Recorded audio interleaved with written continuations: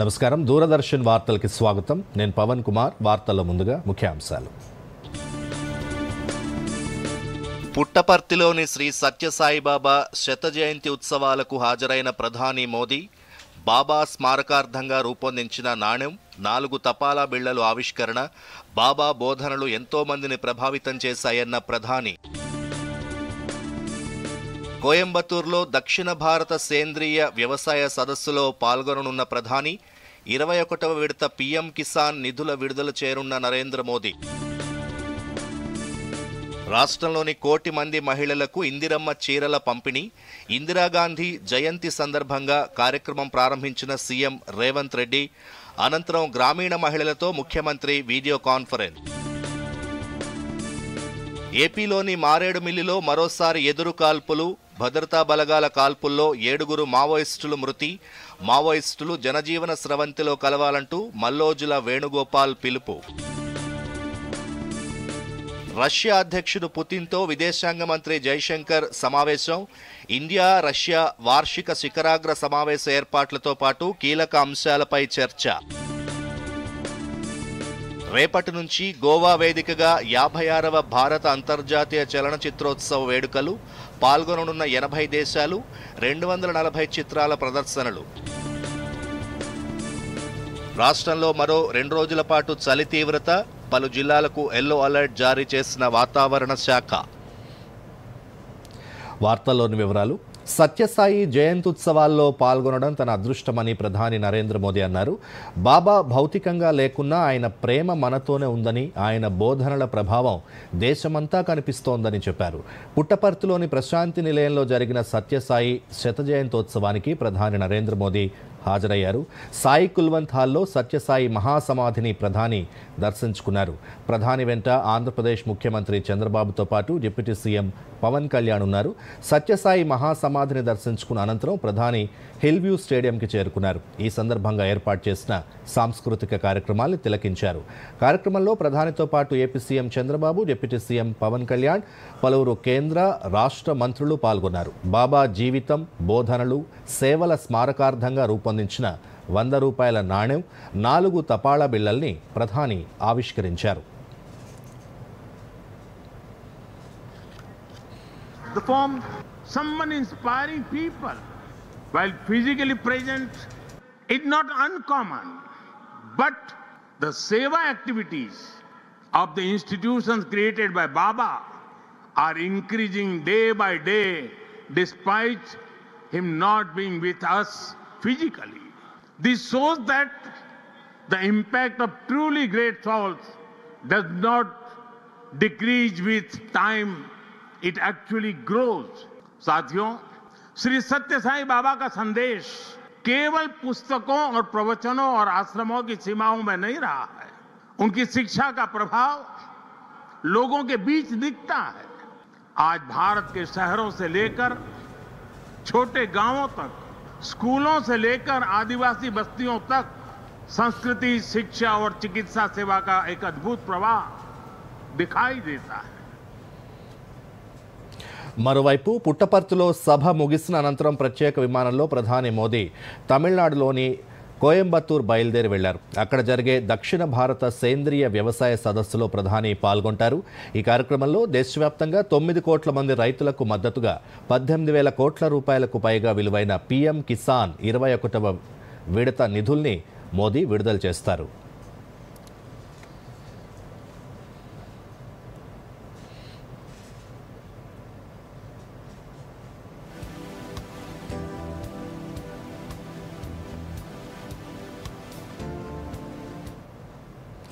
మాజీ ప్రధానమంత్రి స్వర్గీయ ఇందిరాగాంధీ జయంతి సందర్భంగా రాష్ట్రంలో 1 కోటి మంది మహిళలకు 1 కోటి చీరల పంపిణీ కార్యక్రమాన్ని ముఖ్యమంత్రి రేవంత్ రెడ్డి లాంఛనంగా ప్రారంభించారు ఇందిరాగాంధీ జయంతి సందర్భంగా నెక్లెస్ రోడ్లోని ఇందిరాగాంధీ విగ్రహం వద్ద నివాళులర్పించిన అనంతరం ముఖ్యమంత్రి చీరల పంపిణీని లాంఛనంగా ప్రారంభించారు ఈ సందర్భంగా ముఖ్యమంత్రి మాట్లాడుతూ దేశానికి ఇందిరాగాంధీ చేసిన సేవలను స్మరించుకున్నారు ఇందిరాగాంధీ స్ఫూర్తితో ప్రజాపాలన కొనసాగిస్తున్నట్లు చెప్పారు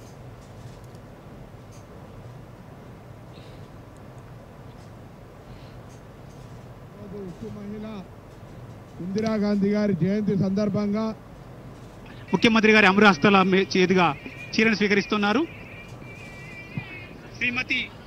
శ్రీమతి పుష్పరాణి గారు కామారెడ్డి జిల్లా మహిళా సమాఖ్య అధ్యక్షురాలు గారు, వారు గౌరవ ముఖ్యమంత్రి వర్యులు, ఉప ముఖ్యమంత్రి వర్యులు మరియు అతిథుల చేతుల మీదుగా ఇందిరమ్మ చీరని స్వీకరిస్తా ఉన్నారు. ఈనాడు తెలంగాణ ప్రభుత్వం ఆడబిడ్డలకు సారెబెట్టే ఉద్దేశంతో ఇందిరమ్మ చీరల పంపిణీ కార్యక్రమాన్ని చేపట్టడం జరిగింది. ఈరోజు 1 కోటి మందికి చీరలు పంచాలి అని 6 నెలల నుంచి సంస్థలకు ఉత్పత్తి చేయడానికి ఇస్తే ఇప్పటి వరకు 65 లక్షల చీరలు మాత్రమే సరఫరా చేసిరు. అందుకే ఈ 65 లక్షల చీరలను గ్రామీణ ప్రాంతాలలో ఉన్న మహిళలకు ఈ రోజు ఇందిరమ్మ జయంతి సందర్భంగా మొదలుపెట్టి డిసెంబర్ 9 తెలంగాణ తల్లి అవతరణ దినోత్సవం వరకు వివిధ గ్రామాలలో, తండాలలో, గూడాలలో, మారుమూల పల్లెల్లో అందరికి ఆడబిడ్డలకు ఒకరొకరికి పేరు పేరున ఇంటికి చీరల పంపిణీ కార్యక్రమాన్ని చేయమని చీఫ్ సెక్రటరీ గారికి, ఉన్నత అధికారులకు, జిల్లా కలెక్టర్లకు, రాష్ట్ర స్థాయి నుంచి గ్రామ స్థాయి వరకు అధికారులందరికీ ఆదేశాలు ఇవ్వడం జరిగింది.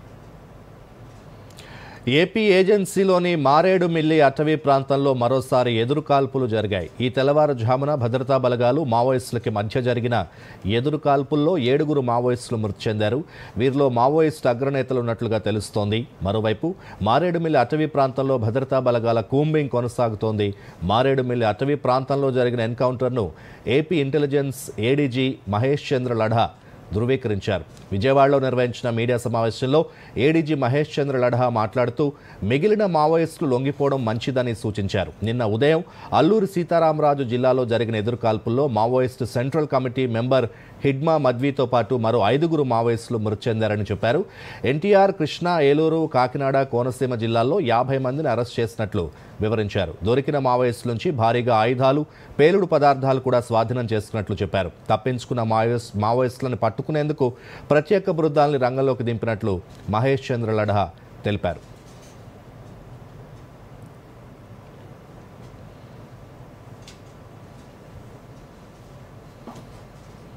Some exchange of fire has happened in ASR district. Danlo meeku already details telusu. Central committee member Hidma and 5 others have been neutralized. In continuation to that, on specific information, ninna nunchi Maoist cadres మీద ఎక్కడెక్కడ ఉన్నారా take down నడుస్తున్నాయి. ఇప్పటి వరకు 50 members Maoist have been arrested. వీళ్ళు 50 members NTR district, Krishna district, Eluru, Kakinada, Konaseema 5 districts నుంచి arrest చేయడం జరిగింది. 45 weapons, ammunition 272 rounds, 20 pellets and 280 cartridges, 2 magazines, 4 knives, then 750 gram wire, communication equipment, Maoist literature. ఇదిలా ఉండగా ఏపీ ఏజెన్సీ ప్రాంతంలో వరుస ఎన్కౌంటర్ల నేపథ్యంలో మాజీ మావోయిస్టు మల్లోజుల వేణుగోపాల్ వీడియో సందేశం విడుదల చేశారు. ఇప్పుడు సమాజం మారిందని, పరిస్థితులను అర్థం చేసుకుని తాము ఆయుధాలని వీడామని వివరించారు. మిగతా దళ సభ్యులు కూడా ఆయుధాలని వీడి జనజీవన స్రవంతిలో కలవాలని పిలుపునిచ్చారు. లొంగిపోవాలనుకునే మావోయిస్టులు తన ఫోన్ నెంబర్ 8856038533ని సంప్రదించాలని సూచించారు. एनकाउंटर का समाचार मिल रहा है. इसमें इडमा सहित 6 साथी अपना जान गंवाया है. ये बहुत चिंताजनक विषय है. आज हम जनता के मुद्दों को लेकर संविधान के हिसाब से हम उसका हल निकालने के लिए हम काम कर सकते हैं.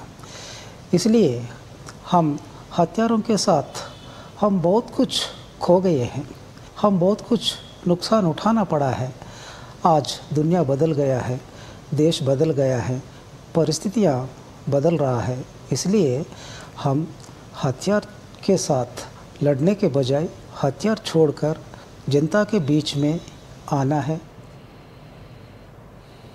పార్టీ ఫిరాయింపు ఆరోపణలు ఎదుర్కొంటున్న ఎమ్మెల్యేలు తెల్లం వెంకట్రావు, డాక్టర్ సంజయ్, పోచారం శ్రీనివాసరెడ్డి, అరికపూడి గాంధీల్ని మరోసారి విచారించాలని స్పీకర్ గడ్డం ప్రసాద్ కుమార్ నిర్ణయించారు.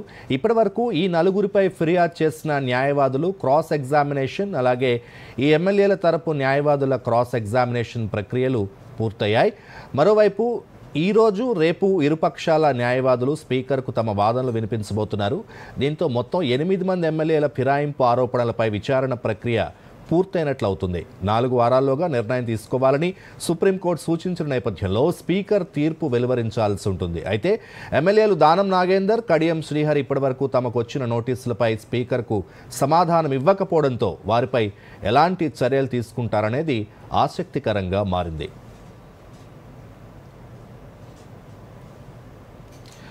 భారత స్వాతంత్ర్య సమరంలో అగ్నిగుండంగా మారిన వీర వనిత ఝాన్సీకి రాణి లక్ష్మీబాయి జయంతి నేడు.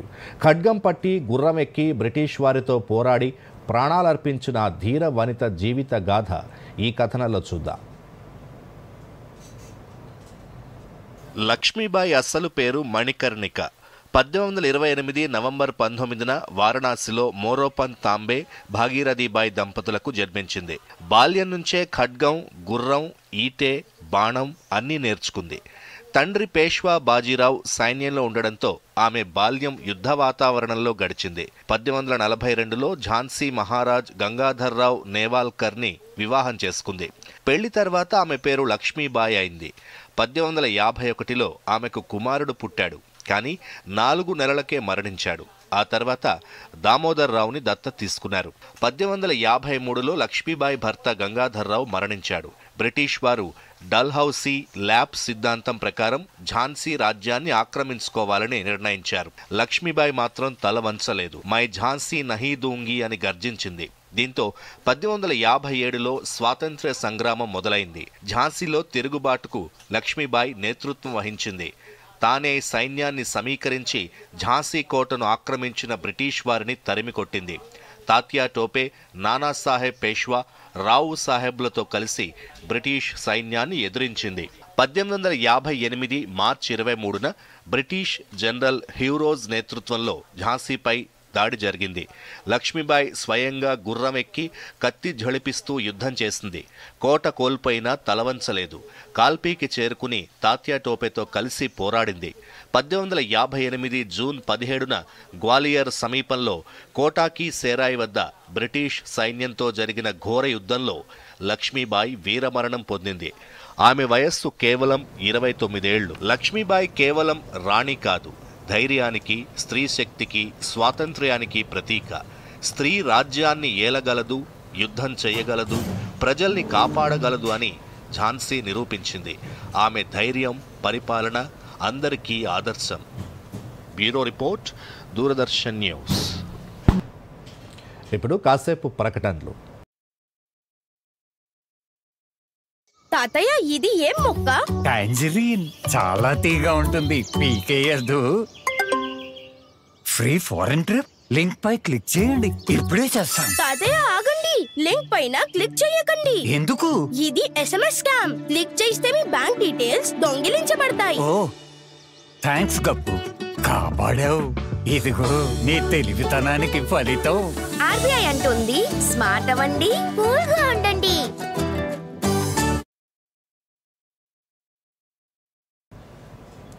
వార్తలకు తిరిగి స్వాగతం. ములుగు జిల్లా వెంకటాపురం మండలం జవహర్ నగర్లోని తెలంగాణ మోడల్ స్కూల్ వసతి గృహాన్ని జిల్లా విద్యాశాఖ అధికారి సిద్ధార్థ రెడ్డి సందర్శించారు.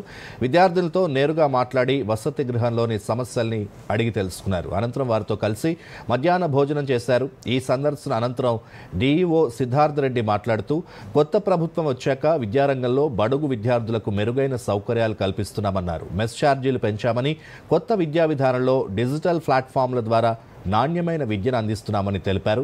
9వ తరగతి విద్యార్థిని జ్యోత్స్న మాట్లాడుతూ, మోడల్ స్కూల్కి వచ్చాక చదువుకునేందుకు అన్ని సౌకర్యాలు ఉన్నాయని తెలిపారు.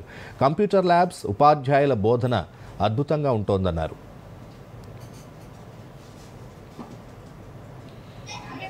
FLN AXL అని, తర్వాత ఖాన్ అకాడమీ అని, ఫిజిక్స్ వాలా అని, ఇట్లాంటి కొత్త నూతనమైన కార్యక్రమాలు తీసుకోవడం జరిగింది. కాబట్టి పిల్లలకి క్లాస్లో బోధించే కంటెంట్ కాకుండా ఆన్లైన్ కంటెంట్ కూడా చదువు ఇవ్వడం జరుగుతుంది. ఆ ఆన్లైన్ కంటెంట్ ద్వారా కూడా మనకు పిల్లలకి యాక్టివిటీ అనేది పెరుగుతుంది. ఈ గవర్నమెంట్ ఇప్పుడు తీసుకునే విద్యాపరంగా తీసుకునే నిర్ణయాలన్నీ ప్రోగ్రెసివ్ ఉన్నాయి, పిల్లలకు కూడా చాలా హెల్ప్ అవుతున్నాయి. కాబట్టి ఆ వ్యవస్థని మాత్రము మేము కూడా ఎప్పటికప్పుడు ఏమైనా లోటుపాట్లు ఉన్నా కానీ చూసుకుంటూ వెంటనే సరిదిద్దుకుంటూ ముందుకు వెళ్తాం. సార్ వాళ్ళ ఇన్స్పిరేషన్ తీసుకొని నేను చాలా నేర్చుకుంటున్నాను. ఇంకా ఎలా ఉండాలి, ఎలా చదవాలి, ఎలా నా గోల్ని నేను ఎలా రీచ్ కావాలని చాలా నేర్చుకుంటున్నాను. నేను ఇక్కడికి వచ్చిన దగ్గర నుంచి నేను చాలా అద్భుతమైన విషయాలు నేర్చుకున్నాను. మాకు ఇక్కడ కంప్యూటర్ ల్యాబ్ కానీ, బ్యూటీ అండ్ వెల్నెస్ ల్యాబ్ కానీ, ఫ్యాకల్టీ కానీ చాలా బెటర్గా ఎక్స్ప్లెయిన్ చేస్తారు ప్రతి ఒక్కరు. మాజీ ప్రధాని ఇందిరాగాంధీ 108వ జయంతి సందర్భంగా న్యూఢిల్లీలోని ఇందిరాగాంధీ శక్తి స్థల్ని కాంగ్రెస్ నేతలు సోనియా గాంధీ, మల్లికార్జున ఖర్గే సందర్శించారు. ఇందిరాగాంధీ శక్తి స్థల్ వద్ద పూలతో నివాళి అర్పించారు. ఇందిరాగాంధీ ధైర్యం, దేశ సేవ ఎప్పటికీ స్ఫూర్తిగా నిలుస్తాయని, ఆమె దేశ ప్రగతిలో అంతరించని ముద్ర వేశారని మల్లికార్జున ఖర్గే ఎక్స్ వేదికగా పోస్ట్ చేశారు. దేశ ఐక్యత, సమగ్రత కాపాడేందుకు ఆమె చేసిన త్యాగం చిరస్మరణీయమని తెలిపారు. చారిత్రక నిర్ణయాలు తీసుకున్న ఉక్కు మహిళ ఇందిరాగాంధీ అని ఖర్గే అభివర్ణించారు.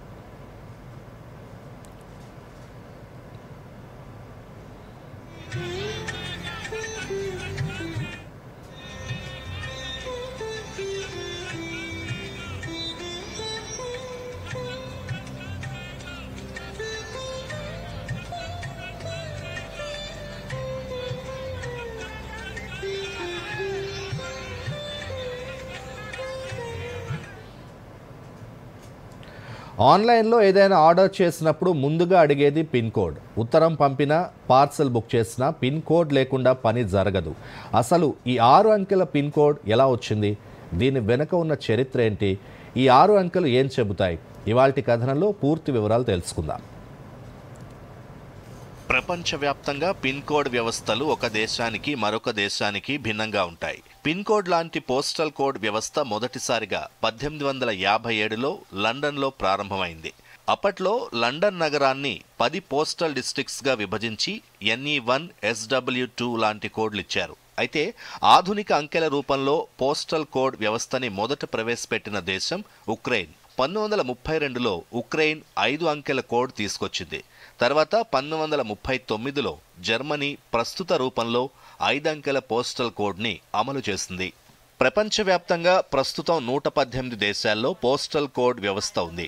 అమెరికాలో 5 లేదా 9 అంకెల జిప్ కోడ్, బ్రిటన్లో 6 నుంచి 8 అక్షరాల ఆల్ఫా న్యూమరిక్ కోడ్, కెనడాలో 6 అక్షరాలు, ఆస్ట్రేలియాలో 4 అంకెలు, చైనాలో 6 అంకెల కోడ్ ఉంటాయి. భారత్లోని 6 అంకెల పిన్ కోడ్ వ్యవస్థ 1972 నుంచి అమల్లో ఉండగా ప్రపంచంలోనే అతిపెద్ద, అతి విస్తృతమైన పోస్టల్ నెట్వర్క్లో ఒకటిగా గుర్తింపు పొందింది. 1972 ఆగస్టు 15న అధికారికంగా అప్పటి టెలికమ్యూనికేషన్ డిపార్ట్మెంట్ కార్యదర్శి శ్రీరామ్ భికాజీ వేలంకర్ దీన్ని లాంఛనంగా ప్రవేశపెట్టారు. ఆ కాలంలో దేశంలో ఉత్తరాలు, పార్సల్స్ డెలివరీకి చాలా ఆలస్యం జరిగేది. ఒకే పేరుతో ఉన్న గ్రామాలు, పట్టణాలు ఎన్నో ఉండడంతో గందరగోళం ఎక్కువైంది. ఈ సమస్యను పరిష్కరించడానికే పిన్ కోడ్ వచ్చింది. పిన్ అంటే పోస్టల్ ఇండెక్స్ నెంబర్. దేశంలోని ప్రతి పోస్ట్ ఆఫీస్కి ఒక యూనిక్ 6 అంకెల నెంబర్ ఇచ్చారు. ప్రస్తుతం దేశంలో 156,000కు పైగా పోస్ట్ ఆఫీసులుంటే 19,000 పిన్ కోడ్లు మాత్రమే డెలివరీ పోస్ట్ ఆఫీసులకి చెందినవి. మిగతావి స్పీడ్ పోస్ట్, హెడ్ ఆఫీసులకి సంబంధించినవి. ఈ 6 అంకెల్లో ప్రతి అంకెకు ప్రత్యేక అర్థం ఉంది. మొదటి అంకె దేశంలోని పెద్ద పోస్టల్ రీజన్ని సూచిస్తుంది. రెండో అంకె ఆ రీజన్లోని సబ్ రీజన్ లేదా పోస్టల్ సర్కిల్ని సూచిస్తుండగా మూడో అంకె డిస్ట్రిక్ట్ లేదా సార్టింగ్ డివిజన్. ఇక చివరి 3 అంకెలు ఆ ప్రాంతానికి సేవలు అందించే డెలివరీ పోస్ట్ ఆఫీసుల్ని సూచిస్తాయి. ప్రస్తుతం దేశంలో మొత్తం 9 పోస్టల్ జోన్లు, 23 పోస్టల్ సర్కిల్స్ ఉన్నాయి. ఒక్కో పోస్ట్ ఆఫీస్కి సగటున 25 నుంచి 30 చదరపు కిలోమీటర్ల పరిధి ఉంటుంది. ఒకే పిన్ కోడ్ కింద 1 నుంచి 50 వరకు గ్రామాలుండొచ్చు.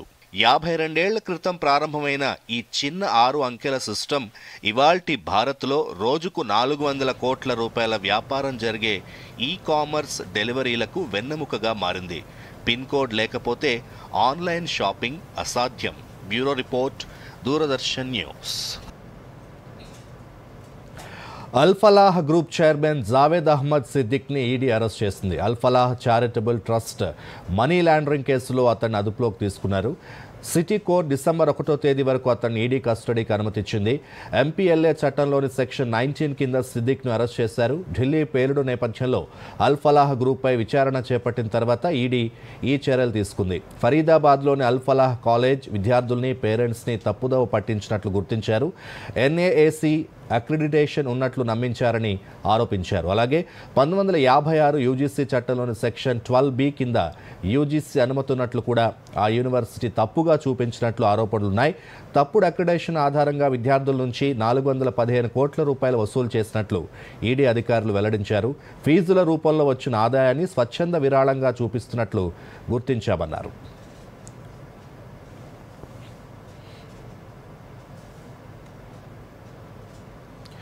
ప్రతి ఒక్కరూ పారిశుధ్యానికి అధిక ప్రాధాన్యత ఇవ్వాలి. ఇంటిలోని గదిలాగే మరుగుదొడ్డిని పరిశుభ్రంగా ఉంచుకోవాలి అని పిలుపునిచ్చారు గాంధీజీ. ఆ మహాత్ముడి దార్శనికతకు అనుగుణంగా దేశంలో స్వచ్ఛ భారత్ కార్యక్రమం కొనసాగుతోంది. మరుగుదొడ్డి లేకుంటే జీవితానికి భద్రత, గౌరవం ఉండవు. స్త్రీలు, యుక్త వయస్సు ఆడపిల్లలు గౌరవప్రదంగా జీవించడానికి మరుగుదొడ్డి తోడ్పడుతుంది. గర్భిణీలు, బాలింతలు, బహిష్టు సమయంలో మహిళలు మరుగుదొడ్డి లేకపోతే చాలా ఇబ్బందులు ఎదుర్కోవాల్సి వస్తోంది. నేడు అంతర్జాతీయ శౌచాలయ దినోత్సవం సందర్భంగా దూరదర్శన్ యాదగిరి అందిస్తున్న ప్రత్యేక కథనం. విద్యా సంస్థల్లో ఆడపిల్లలకు వేరుగా సురక్షితమైన మరుగుదొడ్డి సౌకర్యం లేకపోవడంతో ఎంతో మంది అర్ధాంతరంగా చదువును ఆపేయాల్సి వస్తోంది. కొన్ని చోట్ల మహిళలు బహిర్భూమికి వెళ్లినప్పుడు వారిపై అఘాయిత్యాలు చోటు చేసుకుంటున్నాయి. వీటికి అడ్డుకట్ట వేయాలంటే మరుగుదొడ్డి తప్పనిసరి. ప్రపంచవ్యాప్తంగా పారిశుద్ధ్య సంక్షోభాన్ని అధిగమించడానికి ఐక్యరాజ్య సమితి 2013 నుంచి ఏటా నవంబర్ 19న అంతర్జాతీయ శౌచాలయ దినోత్సవాన్ని నిర్వహిస్తోంది. మారుతున్న ప్రపంచంలో పారిశుద్ధ్యం అన్న నినాదంతో ఈ ఏడాది కార్యక్రమాలు నిర్వహిస్తున్నారు. ప్రపంచ ఆరోగ్య సంస్థ యూనిసెఫ్ 2025 నివేదిక ప్రకారం ప్రపంచవ్యాప్తంగా 340 కోట్ల మంది సురక్షిత పారిశుద్ధ్య సౌకర్యాలు లేకుండా ఉన్నారు. 35.4 కోట్ల మంది ఇప్పటికీ బహిరంగ మల విసర్జన చేస్తున్నారు. అతిసారం వంటి వ్యాధులతో ప్రతిరోజు వందలాది మంది పిల్లలు మరణిస్తున్నారు. భారత్లో మాత్రం ప్రధాని నరేంద్ర మోదీ తీసుకొచ్చిన స్వచ్ఛ భారత్ మిషన్ ఎంతో మంది మహిళలకు వరంగా మారింది. 2014లో ప్రారంభమైన ఈ కార్యక్రమం ద్వారా 12 కోట్లకు పైగా ఇంటి శౌచాలయాల నిర్మాణం జరిగింది. గ్రామీణ ప్రాంతాల్లో శౌచాలయ వినియోగం 39% నుంచి 100%కి చేరింది. 6 లక్షలకు పైగా గ్రామాలు బహిరంగ మల విసర్జన రహితంగా ప్రకటించుకున్నాయి. ప్రస్తుతం స్వచ్ఛ భారత్ మిషన్ 2వ దశలో ఘన, ద్రవ వ్యర్థ నిర్వహణ ODF+ గ్రామాలపై దృష్టి పెట్టింది. 5,64,000కు పైగా గ్రామాలు ODF+ స్టేటస్ సాధించాయి. అలాగే పాపులర్ కల్చర్లో దీని మీద అవగాహన కల్పించడంలో అనేక మంది సినీ ప్రముఖులు పాల్గొన్నారు. అలాగే దీనిపై ఏకంగా బాలీవుడ్లో సినిమానే విడుదలైంది. అదే బాలీవుడ్ నటుడు అక్షయ్ కుమార్, నటి భూమికా పడ్నేకర్ నటించిన టాయిలెట్ ఏక్ ప్రేమ్ కథ. ఉత్తర భారతంలో మల విసర్జన అనేది చర్చకు రాని అంశంగా ఉంది. దీనిపైనే సినిమా తీసి ప్రజల్లో అవగాహన కల్పించారు. బహిరంగ మల విసర్జన రహిత భారత్ అంటే మన తల్లులు, సోదరీమణుల గౌరవం కోసం జరిపే పోరాటమని ప్రధాని నరేంద్ర మోదీ పేర్కొన్నారు. శౌచాలయం మహిళలకు అతిపెద్ద బహుమతి. ఆ మాటలు నేడు నిజమయ్యాయన్నారు. ఇంటికి శౌచాలయం లేకపోతే పెళ్లికి అంగీకరించను అనే యువతుల సంకల్పం సామాజిక మార్పుకు దోహదం చేస్తుందన్నారు. శౌచాలయాలు గౌరవం, ఆరోగ్యం, సమానత్వానికి ప్రతీక. స్వచ్ఛ భారత్ మిషన్ను మరింత బలోపేతం చేస్తూ ప్రతి ఒక్కరూ శౌచాలయాన్ని ఉపయోగించి శుభ్రంగా ఉంచాలి. అప్పుడే స్వచ్ఛ సురక్షిత భారత్ సాకారం అవుతుంది. Bureau report, Doordarshan news. రష్యాలో జరుగుతున్న షాంఘై సహకార సంస్థ దేశాధినేతల మండలి సమావేశానికి భారత విదేశాంగ మంత్రి ఎస్ జయశంకర్ హాజరయ్యారు. ఈ సందర్భంగా SCO ప్రతినిధి బృందంతో పాటు రష్యా అధ్యక్షుడు పుతిన్తో జయశంకర్ భేటీ అయ్యారు. త్వరలో జరగనున్న ఇండియా రష్యా వార్షిక శిఖరాగ్ర సమావేశానికి జరుగుతున్న ఏర్పాట్లతో పాటు ప్రాంతీయ, ప్రపంచ పరిణామాల గురించి పుతిన్తో చర్చించినట్లు జయశంకర్ సోషల్ మీడియా మాధ్యమం Xలో పేర్కొన్నారు. ఇరు దేశాల సంబంధాలను మరింత ముందుకు తీసుకెళ్లడంలో పుతిన్ దృక్పథాలు, మార్గదర్శకత్వం విలువైనదిగా భావిస్తున్నట్లు చెప్పారు.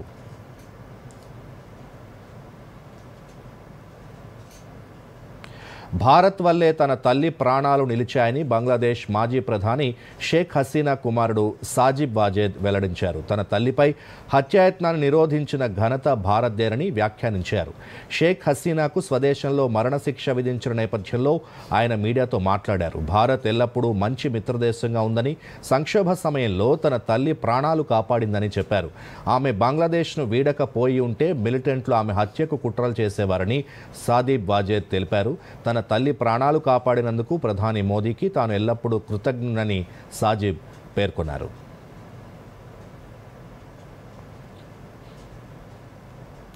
Saudi Arabia crown prince Mohammed bin Salman దాదాపు 7 ఏళ్ల తర్వాత అమెరికాలో పర్యటించారు. ఈ సందర్భంగా సౌదీ అరేబియాకు అత్యాధునిక F-35 స్టెల్త్ ఫైటర్ జెట్ల విక్రయాన్ని ఆమోదిస్తున్నట్లు అధ్యక్షుడు డొనాల్డ్ ట్రంప్ స్పష్టం చేశారు. సౌదీ ఇజ్రాయెల్ సంబంధాలు సాధారణ స్థితికి రావాలని కోరుకుంటున్నట్లు తెలిపారు. ప్రస్తుతం పశ్చిమాసియా ప్రాంతంలో ఇప్పటివరకు అమెరికా నుంచి F-35 యుద్ధ విమానాల్ని కేవలం ఇజ్రాయెల్కు మాత్రమే విక్రయించింది. ఇప్పుడు అమెరికా అధ్యక్షుడు డొనాల్డ్ ట్రంప్ సౌదీ అరేబియా కూడా ఈ జట్లను అమ్మడానికి ఆమోదం తెలిపారు. దీంతో ప్రపంచవ్యాప్తంగా చర్చ మొదలైంది.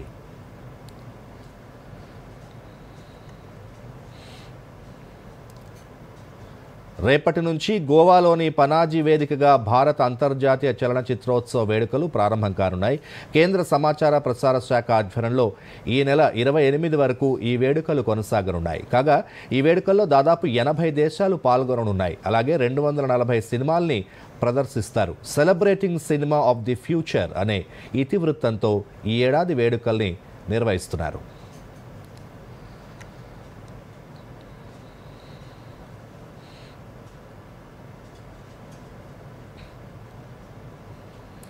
సెన్సెక్స్ నిన్న నష్టాల్ని మూటగట్టుకున్న దేశీయ సూచీలు ఈ ఉదయం కూడా నష్టాలతోనే ప్రారంభమయ్యాయి.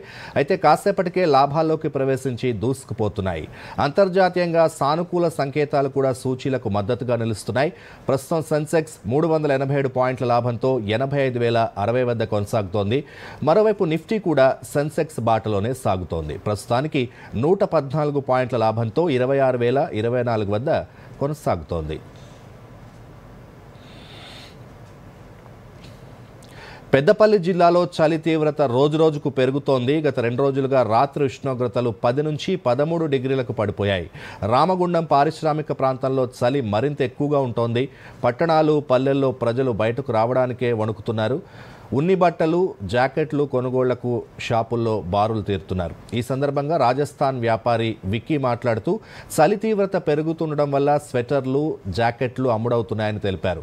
గత ఏడాది కంటే ఈ ఏడాది ఆదాయం ఎక్కువగా ఉందన్నారు. Ramagundam regional medical officer doctor Raju మాట్లాడుతూ చిన్నపిల్లలు, వృద్ధులు ఎక్కువ జాగ్రత్తగా ఉండాలన్నారు. జ్వరం, దగ్గు వస్తే వెంటనే డాక్టర్ని సంప్రదించాలని సూచించారు. ఇక్కడ ఉండే ప్రజలకు విన్నవించేదంటే సడన్గా ఉష్ణోగ్రతలు పడిపోతున్నాయి. అంటే 14 డిగ్రీస్కి వస్తుంది. ఇంకా పడిపోయే అవకాశం ఉంది. మెయిన్గా ఊపిరితిత్తులు, ఆస్తమా ఉండే వాళ్ళకు అసలు చలికి ఎక్స్పోజ్ కాకూడదు. పిల్లలు కూడా ఇమ్యూనిటీ తక్కువ ఉంటుంది కాబట్టి, వ్యాధి నిరోధక తక్కువ ఉంటుంది కాబట్టి వీళ్ళు కూడా ఈ చలికి ఎక్కువ ఎక్స్పోజ్ కాకుండా ఉలెన్ కాటన్ వేసుకుంటూ యాక్చువల్లీ రూమ్ టెంపరేచరు ఆప్టిమం అంటే 28 డిగ్రీస్ సెంటిగ్రేడ్ మెయింటైన్ చేసుకునే విధంగా రూమ్ టెంపరేచర్లో ఉండండి. అవస్థలు ఉంటే కనుక వెంటనే మా గవర్నమెంట్ జనరల్ హాస్పిటల్కి సంప్రదించండి. तो राजस्थान से इधर हम स्वेटर कोट बेचने आए, जैसे कि गर्म कपड़े, ये रामागुंडम में है। रामागुंडम में तो हर प्रकार का माल मिलता है हमारे पास। तो अच्छा सर्दी गिर रहा है इधर इस बार। सर्दी गिरने से माल भी अच्छा बिक रहा है और माल भी सेलिंग हो रहा है अच्छे वाला। తెలంగాణలో కూడా చలి తీవ్రత కొనసాగుతోంది. రాష్ట్రంలోని పలు జిల్లాల్లో వచ్చే 2 రోజులు తీవ్రమైన చలిగాలులు వీస్తాయని వాతావరణ శాఖ తెలిపింది. సంగారెడ్డి, మెదక్, కామారెడ్డి, నిర్మల్, ఆదిలాబాద్లో ఎల్లో అలర్ట్ జారీ చేసినట్లు పేర్కొంది. ఆదిలాబాద్, సంగారెడ్డి, మెదక్, కామారెడ్డి, ఆసిఫాబాద్, కొమరం భీం, నిర్మల్ జిల్లాలతో పాటు మరో 5 జిల్లాల్లో తీవ్రమైన చలిగాలులు వీచే అవకాశం ఉందని తెలిపింది. కనిష్ట ఉష్ణోగ్రతలు సాధారణం కంటే 4 నుంచి 5 డిగ్రీల సెల్సియస్ వరకు తగ్గే అవకాశం ఉన్నదని పేర్కొంది. కొమరం భీం, ఆసిఫాబాద్ జిల్లా సిర్పూర్ యూలో కనిష్ట ఉష్ణోగ్రతలు 6.8 డిగ్రీలు, సంగారెడ్డి జిల్లా కోహిర్లో 7.8 డిగ్రీలు, రాజన్న సిరిసిల్ల జిల్లా రుద్రంగిలో 8 డిగ్రీల సెల్సియస్గా నమోదైనట్లు వెల్లడించింది. రాష్ట్ర వ్యాప్తంగా 14 డిగ్రీల ఉష్ణోగ్రతలు నమోదయ్యాయని, చలిగాలుల తీవ్రత నేపథ్యంలో ప్రజలు అప్రమత్తంగా ఉండాలని వైద్యులు సూచిస్తున్నారు.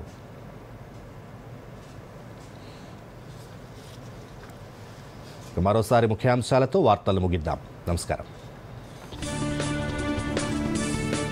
పుట్టపర్తిలోని శ్రీ సత్యసాయిబాబా శత జయంతి ఉత్సవాలకు హాజరైన ప్రధాని మోదీ బాబా స్మారకార్థంగా రూపొందించిన నాణెం, 4 తపాలా బిళ్లలు ఆవిష్కరణ, బాబా బోధనలు ఎంతో మందిని ప్రభావితం చేశాయన్న ప్రధాని. కోయంబత్తూరులో దక్షిణ భారత సేంద్రియ వ్యవసాయ సదస్సులో పాల్గొననున్న ప్రధాని. 21వ విడత పీఎం కిసాన్ నిధుల విడుదల చేయనున్న నరేంద్ర మోదీ. రాష్ట్రంలోని 1 కోటి మంది మహిళలకు ఇందిరమ్మ చీరల పంపిణీ. ఇందిరాగాంధీ జయంతి సందర్భంగా కార్యక్రమం ప్రారంభించిన సీఎం రేవంత్ రెడ్డి. అనంతరం గ్రామీణ మహిళలతో ముఖ్యమంత్రి వీడియో కాన్ఫరెన్స్. ఏపీలోని మారేడుమిల్లిలో మరోసారి ఎదురు కాల్పులు. భద్రతా బలగాల కాల్పుల్లో 7 మావోయిస్టులు మృతి. మావోయిస్టులు జనజీవన స్రవంతిలో కలవాలంటూ మల్లోజుల వేణుగోపాల్ పిలుపు. రష్యా అధ్యక్షుడు పుతిన్తో విదేశాంగ మంత్రి జైశంకర్ సమావేశం.